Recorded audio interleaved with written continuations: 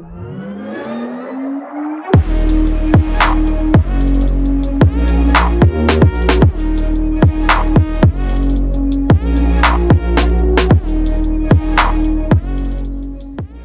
going on, everybody? We're back here for part 3 of the ERM 72150 conversion, and if you haven't noticed yet, yup, the motor's in the bike.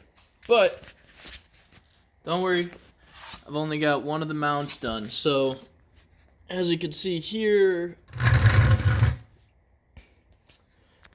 pretty much just made some simple brackets here. There's actually an offset that goes into the original hole where this mounts. I can't show you at this very moment, but there's that little offset or boss, or I don't exactly know what to call it, just centers it with the hole that was in the original motor mount. So now what we're going to do is we are going to make mounts for this guy. So there's going to be a mount on each side there. And then down below, we've got one more set of mounts. So that guy, and then the one on the other side. So what I went ahead and did was I took a couple of preliminary measurements, and I 3D printed these mock-up motor mounts. So as you can see, that's what it started out as, and then I put it on the bike. So I just kind of come over here and fish the mount up over here, and set it on there, and I trimmed it away, just slowly trimmed it until I got it sitting where I wanted to. Then I came over here. I've got some flat stock 1/4 inch steel. I don't know exactly what type of steel. Anyways, laid it on here. I used one of the parallels from the vise that's over there on the mill drill, and just kind of laid that, made sure this was nice and flush with this edge. I clamped it down, and then I took this guy and just kind of scribed the line around it so you can see that the scratch marks in there.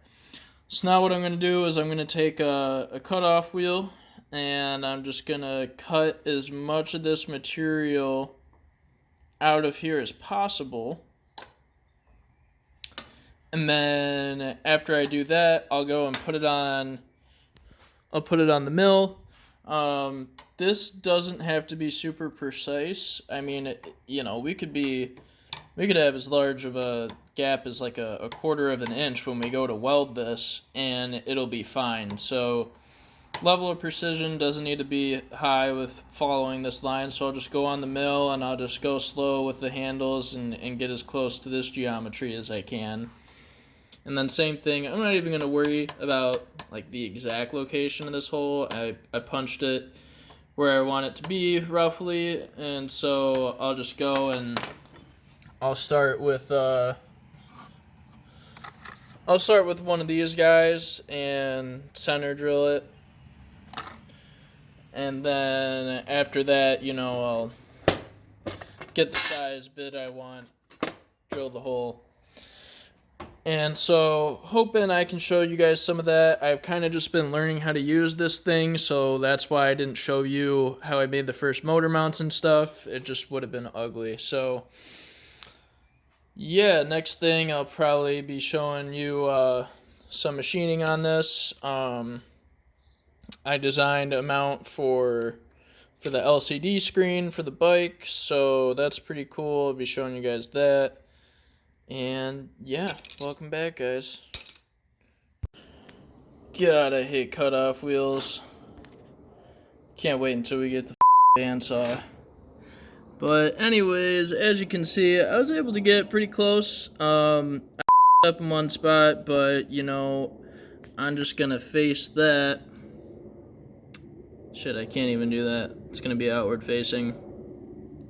So I might just kind of swoop that, do something. I don't know. I don't feel like cutting it back out right now. Maybe I'll just use this as a practice piece, and then when the bandsaw gets here, it'll be way easier to cut this out than using this sketchy thing.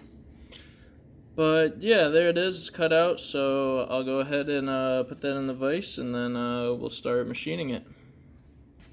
Okay, so now we're gonna go over the LCD mount really quickly. As you can see on the bottom, the big orange part, there's a clamp that goes around the handlebars, and that goes up to the black part of the mount, which is actually what directly mounts to the LCD, and that is attached to the orange piece with a bolt, so I can pivot and adjust the height of that, to get the ideal viewing angle. And, if somebody's taller or shorter that's riding it, they can adjust it as necessary as well. Okay, so moving on, we're just looking at the backside view of the LCD mount. You can see the bolt up top that is connecting the part that bolts directly to the LCD to the longer part, the orange part. At the bottom, the clamp itself has 4 through bolts, and then on the back side of it, since I didn't want any deflection there when I was clamping down, probably unnecessary, I put another bolt through the back. Okay. Next picture is just another view of the LCD mount on the bike. Then I had it printed in white, but I think that's what I'm going to go with. I like the white. It has, nice contrast to the black, and I'm going to be reprinting the orange piece in a different color. I don't know if you can see here, but it says 72150 on the back of the LCD screen, or of the, the orange mount, and I put it facing towards myself thinking I could see it like a dummy, and obviously cannot with the, head cushion thing. I don't know what to call it. So I'm going to redesign that, make it something just more geometric, I think, and print that in black or red or something that looks good. Okay, now we are getting into what I did to modify the frame. Looking here in front of the motor, you can see where I cut the tubular steel. Alright, so just give you a second to look at that. Alright, coming to the next picture, there's just a quick view of those on the ground, chopped off. So next photo. So this piece was also interfering with the battery being mounted, so that got whacked off as well. Next, I'm showing you a photo of how we originally positioned the battery. We just took a floor jack and balanced the battery on there.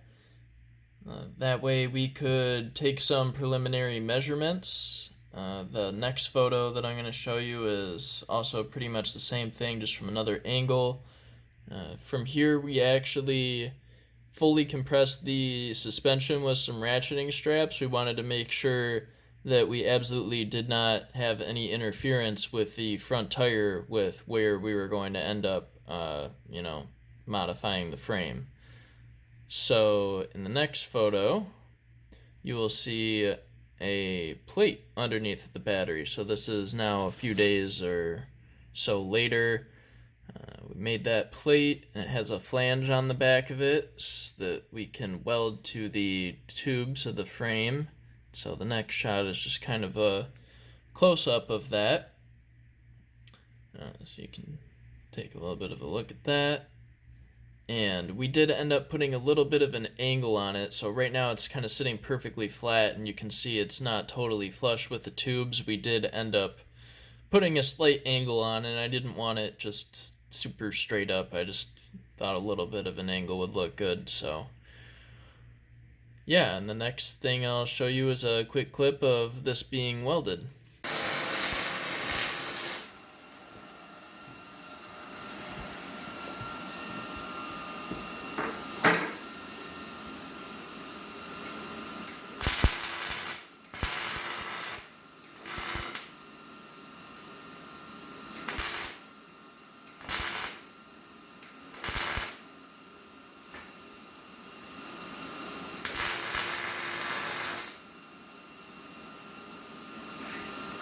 crawling underneath it now. So, unfortunately, in order to make space for new videos, I was deleting content from older ones and I accidentally deleted some of the welding content of this video.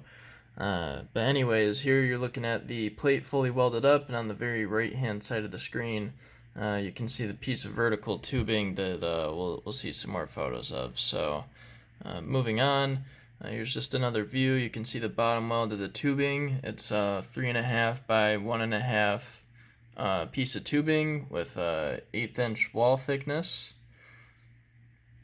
So going on to the next photo, just another quick shot.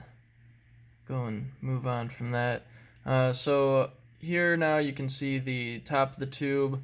Of course the tube was open, and we extended the tube up into, this part of the frame at the very top here, just to give it even more strength and rigidity. We didn't just want to weld it at the bottom where the cut was made. So here, we just made some caps, welded that on. Likewise in this, oops, well, I omitted a photo, but anyways, we capped off the bottom as well. Here you're looking at just the full view of the bike with the tray and the vertical piece of tubing welded in there. And now we are looking at the third set of motor mounts. This is just a side view.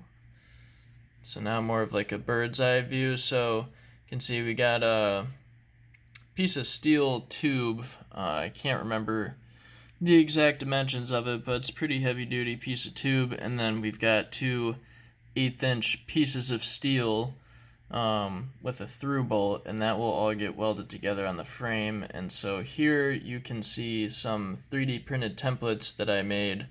Again, kind of just traced those out and fabbed them up.